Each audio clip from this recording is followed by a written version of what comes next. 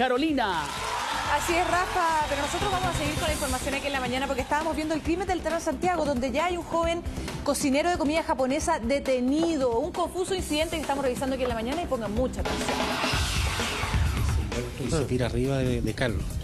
Y ahí quedó arriba, Humberto quedó arriba de Carlos y los otros dos amigos con la trifulque pegándole a Carlos, pero por un tema de defensa. Ahí fue cuando yo les dije que le quitaran el cuchillo. Carlos estaba con los brazos adelante de la máquina, le quitaron el cuchillo y me lo pasaron, me lo tiraron a mí a los pies y yo tomé el cuchillo. ¿El mismo cuchillo que hemos visto? El mismo cuchillo que se ha visto y que sale en las fotos. Estaban metiendo ruido, lo cual le molestó al imputado, quien le llamó la atención, y en ese trayecto se forma la pelea. Humberto Valenzuela habría caído sobre su agresor. Luego fueron sus amigos quienes retuvieron a Carlos González.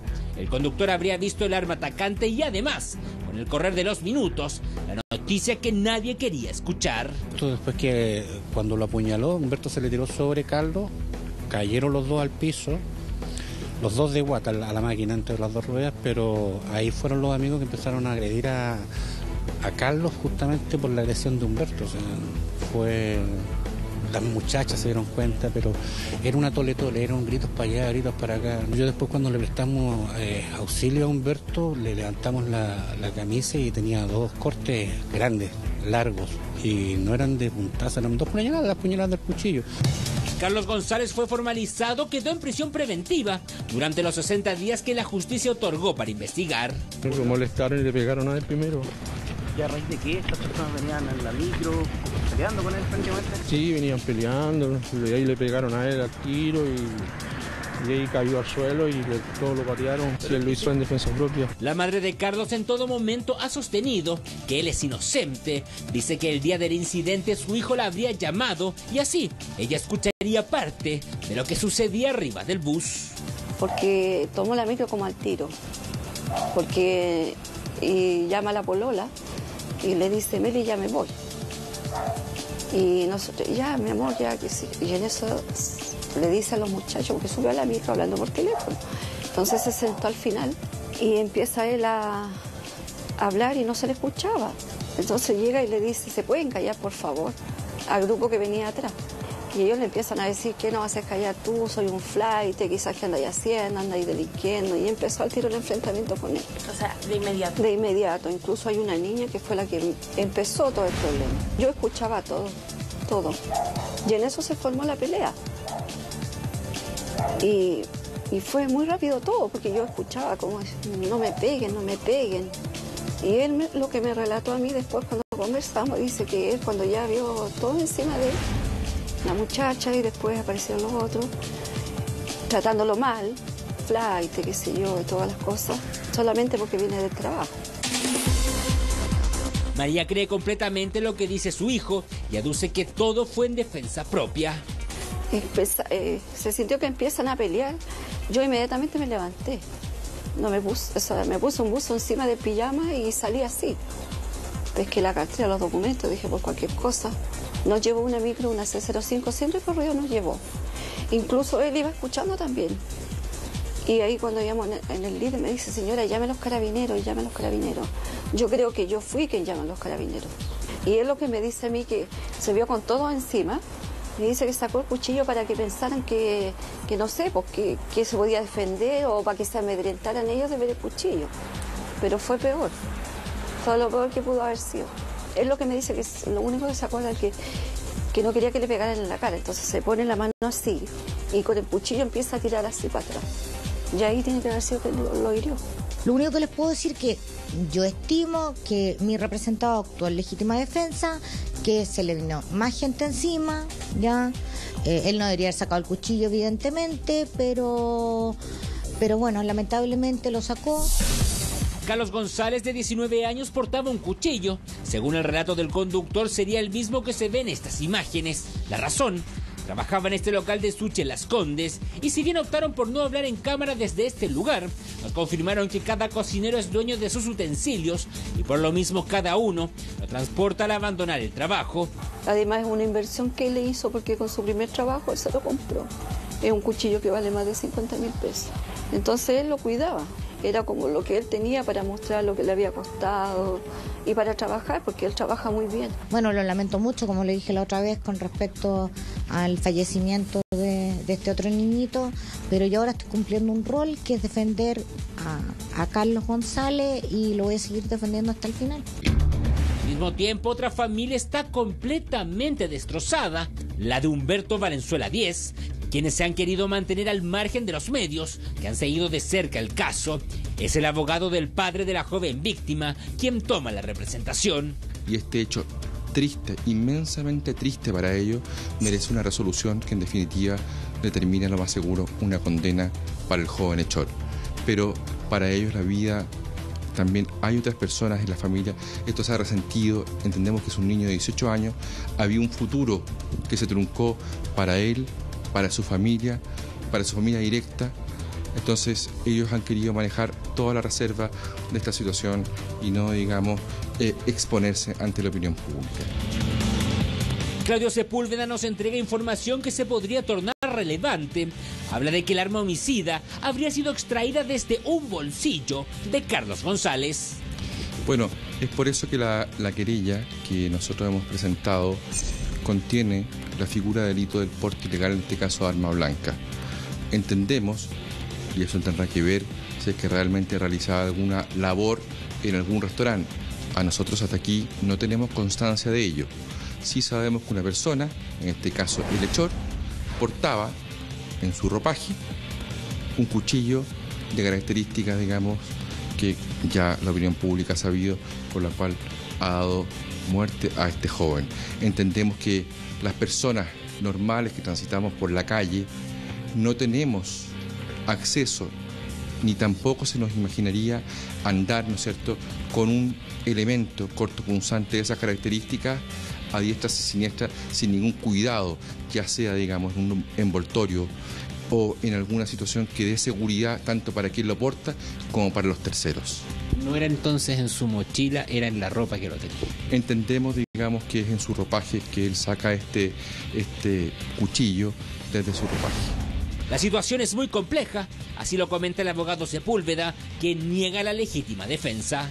O cualquiera de nosotros que se sube arriba de un medio de locomoción público quiere llegar a destino y no piensa una situación del estilo que va a resultar muerto porque alguien entendió o determinó, digamos, que era la forma de remediar cualquier situación que haya pasado en la cabeza de con un cuchillo darle muerte a una persona. La madre de quien fue imputado como autor del crimen cuenta que hay pruebas que hasta ahora no han sido tomadas en cuenta. Y se muestra claramente que hubo forcejeo, pues cómo se iba a cortar y se lo ve totalmente de cuchillo. Mire, no es de tirón, esto es de corte, igual que lo que tiene abajo, que es donde él está herido. Nadie ha dicho tampoco que él está herido. ¿Ve? En el codo. Claro, mire. Ese cuchillo nunca lo tuvo alguien después que Carlos, que le puso las 2 puñaladas, nunca ese cuchillo lo tuvo nadie, lo tuve solamente yo, después de eso, porque se lo quitaron y me lo tiraron a los pies. Y todo amontonado arriba, así que era imposible que el cuchillo pasara para atrás, se lo quitaron y me lo tiraron al tiro a los pies. Y ese cuchillo yo se lo pasé a Carabineros. Así que, bueno, ahí salen igual fotos, que pantalón roto, y no sé de dónde salió ese pantalón roto. Eso habría sido con el cuchillo que nunca más lo tuvo, Carlos. Justamente, nunca más lo tuvo ni lo tuvieron los muchachos, te juro por Dios. Y le digo a la mamá de este joven, si hubiese sido al revés el tema, que tenga por seguro que yo estaría dando la cara por el joven, por Carlos. Pero no fue lo que Carlos dice. Le quitó la vida a una persona, a un joven, y ese joven en este momento está muerto y lamentablemente tiene una familia destrozada. Por su parte, el abogado Sepúlveda insiste en su teoría, espera que la investigación se lleve a cabo de la manera adecuada y que de esa manera pueda prevalecer la tesis que postulan. Los testimonios son fundamentales. Las personas que tuvieron conocimiento, observaron lo que ocurrió, puedan prestar declaración ante el Ministerio Público para que en definitiva se haga justicia por este lamentable caso que ha sucedido, que ojalá desde ya no suceda nunca más, ni en Las Condes, ni en Huechuraba, ni en La Pintana, ni en Punta Arenas, ni en Arica. Muchas interrogantes que aún siguen sin resolverse y que por ahora la investigación y la justicia serán los únicos encargados de dilucidar esta historia. Un caso que por el momento se está investigando, hay algunas situaciones enigmáticas. Un solo detenido es el cocinero que andaba con su cuchillo, pero no hay nada cerrado, inspector. Yo pondría la duda en dos aspectos. ¿Dónde pondría usted la duda? Relativamente nueva. ¿Cada día más dudoso usted? Sí, muy dudoso. Muy dudoso. La cara que pone. Deja de poner cara de duda. Primero, los cortes que él tiene en su pantalla. Él, el victimario. Y segundo, este señalamiento que hace el abogado, que dice expresamente que el cuchillo lo saca del bolsillo. Es que usted, mi querida señora, debe saber más que yo que este tipo de cuchillo es tremendamente filoso. Es muy filoso este tipo de cuchillo. Es un cuchillo especializado para un trabajador profesional. Entonces, yo le haga el ejercicio mental nada más de meterse un cuchillo de este tipo en un bolsillo, es casi... Es un riesgo. No es operativo, para decirlo de alguna manera. O sea, no imagino alguna parte del cuerpo donde puede meter este cuchillo sin funda. Porque los cocineros siempre andan con sus cuchillos porque es un hábito, pero los andan teniendo como una fundita. Claro, entonces, de repente a mí me surge la idea de que si es real esta figura, de la cual yo dudo honestamente de que estuviera en el bolsillo, tal vez esa sea la explicación de los cortes que él mismo se habría hecho con su cuchillo al tenerlo en su propio pantalón. Eso explicaría, porque no hay otro cuchillo. Ahora, uno se pone en la figura real de este cuento, ¿eh? Son 8 muchachos de la universidad, ¿no es cierto? Sí. Y tenemos un chiquillo que es un trabajador, que no es un delincuente. Este no es un delincuente, que va al barrio alto a trabajar y le cuesta su trabajo. Y que además está intentando surgir.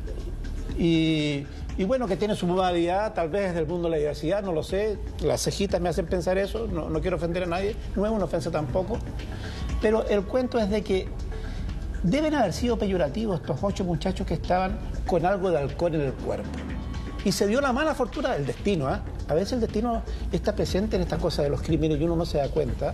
Este llamado del cual la madre debe estar profundamente sentida. Porque claro, ella es testigo. Pero ella se da cuenta también de que en base a este llamado él quiere imponer su voz y le hace presente a los chicos que se callen para escucharse con su madre. Si no hubiera estado el llamado por medio, quizás no se habría producido un incidente, fíjate. Claro. Y lo otro, el testimonio del chofer es el único testimonio que tenemos, que es imparcial. Pero no es preciso el testimonio de él. Él señala que vio una persona con un cuchillo como dirigiendo este instrumento, como amenazante. Claro, como calmarse, amenazante. En fin, oye, no se acerquen. En fin. Y la defensa de este chico es precisamente esa, en un sentido, de que él lo que quiere es intimidar, porque ve 8 personas que se le están viniendo encima. Claro. Bueno, a mí me da la impresión de que esto es una terrible desgracia. O sea, que no debió producirse, pero que se produjo como ocurre a veces en la vida. Pero decir que es defensa personal, quiere decir que lo empezaron a atacar, le pegaron, lo provocaron, quizás él trató de defenderse y decirle, mire, déjenme tranquilo que yo ando con un cuchillo. A eso iba. Cuando se habla de defensa personal, uno piensa en las consecuencias de la defensa personal. Hubo golpes, hasta donde yo entiendo no hay constatación alguna de lesiones físicas, hasta donde yo entiendo, o tal vez no tengo esa información. Los cortes, no son desgarramientos, aclaremos, son cortes de cuchillo. Y ya explicamos lo que podría haber ocurrido. Porque la otra alternativa es de que haya sido herido con un cuchillo que no apareció nunca. ¿Verdad?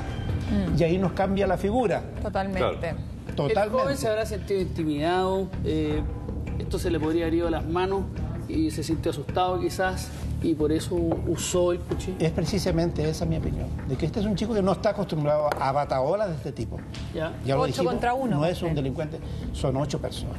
Sí. Y usted dice, claro, 5 mujeres. Oiga, es que las mujeres con un traguito en el cuerpo y mujeres jóvenes de repente se ponen tremendamente agresivas. Y los hombres doblan su agresividad en presencia de compañeras mujeres. Hay que decirlo eso también. Ahora, la explicación de la defensa de este imputado, inspector, es que no habría sido sin querer en el fondo, o sea que finalmente al apuñalarlo al joven que finalmente murió, no es que lo haya apuñalado directamente, sino que en un forcejeo, en fin, y que ocurrió.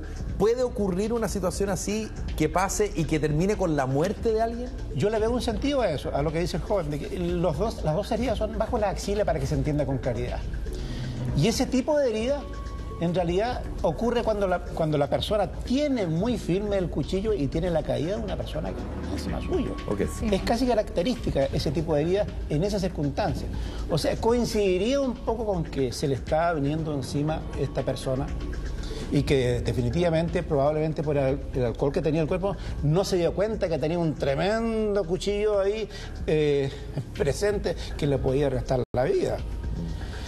De todas maneras hay una muerte de por medio. Sí, por supuesto. Hay una muerte. Y yo lo veo difícil para él, porque aún así, no sé,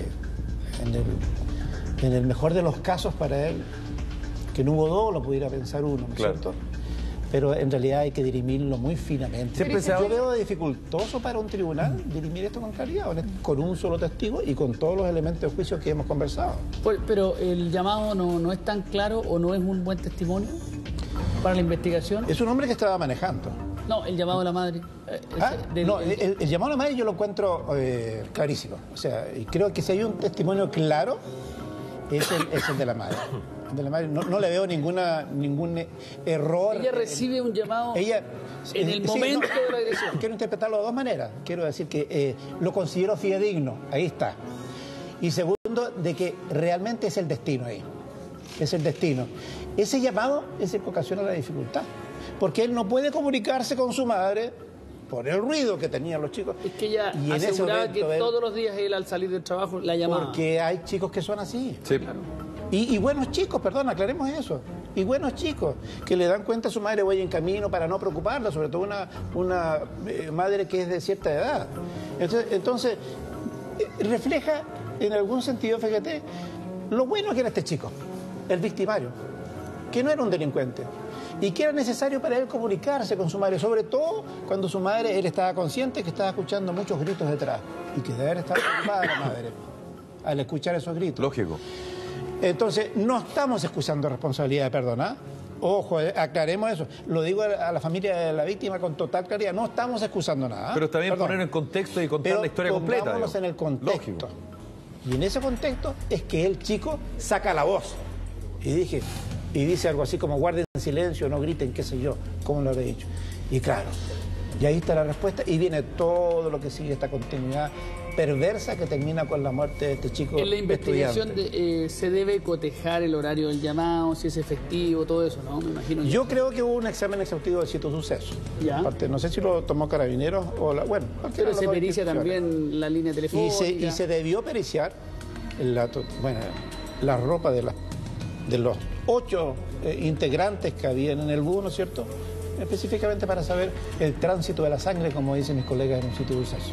El tránsito y la participación de de cada uno también en eso. Exactamente, para establecer con la mayor cronometría la participación en el lugar exacto de cada uno dentro del bus, porque es de la mitad del bus hacia atrás.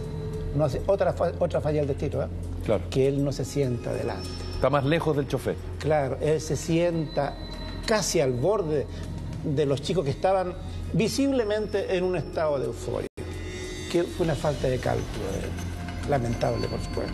Sí. Inspector, bueno, se sabe que los cocineros siempre andan como con sus cuchillos, pero en el caso de este joven cocinero, ¿era usual que se llevara el cuchillo y lo llevara de vuelta al trabajo, a la casa? Desde el punto de vista de su oficio, sí lo es. Sí lo es. Y yo recuerdo otros testimonios de cocineros que han sido sorprendidos por Carabineros y han sido cuestionados. ¿Es que tú llevas una mano? No. Y hay uno que fue público, un caso que fue público. No, pues, es un chef, es un profesional de un oficio que es muy respetable y requiere precisamente de un instrumento como este, que es personal. Y que son caros a todo esto, son personales y son, claro, porque son muy caros. Que le costó 50.000 pesos. Sí, pues. Claro. 50.000 pesos. O más. Claro, los cortes que tiene el victimario siempre quedan en algún nivel de la duda. Yo lo explico de esa manera. Si él hubiese tenido este cuchillo en su bolsillo, yo tiendo a pensar dos cosas. En una falta de cálculo, que se fue muy rápido, no tuvo tiempo de meterlo en su mochila, esa es una de de las hipótesis.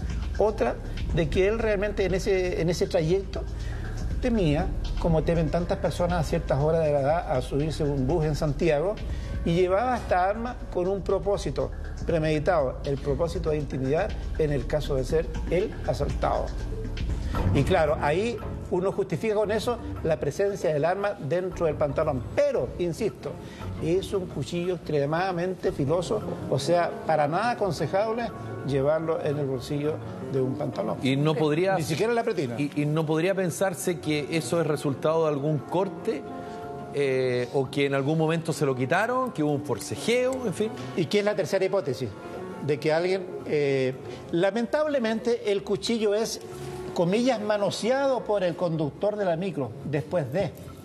Porque los jóvenes patean el cuchillo, el cuchillo queda en manos del chofer y es él quien manosea. Entonces, cuando queremos rescatar, por ejemplo, las dactilares de ahí, nos encontramos con un serio problema, que podría haber resuelto esa tercera duda que tú estás manifestando. Siguiendo en poner en contexto esta lamentable situación, cuando habla el chofer del bus del Transantiago, dice, este grupo de jóvenes venían alegres, venían contentos, no venían en mala onda. De hecho, me saludó respetuosamente el joven que fue asesinado, para poner en contexto todo. Lo que está diciendo con eso el chofer es de que no eran chiquillos irrespetuosos.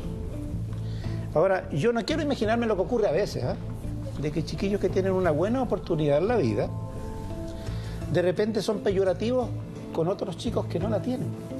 Y son muy fáciles en el momento de mal calificar a una persona que por el solo hecho de ser un trabajador y no está en el nivel educacional, socioeconómico de ellos, tienen un juicio peyorativo. Es una hipótesis nomás que estoy planteando, pero en la juventud actual suele darse eso. Digamos las cosas como uno las puede ver dentro del mismo contexto veraz que uno pretende verlo.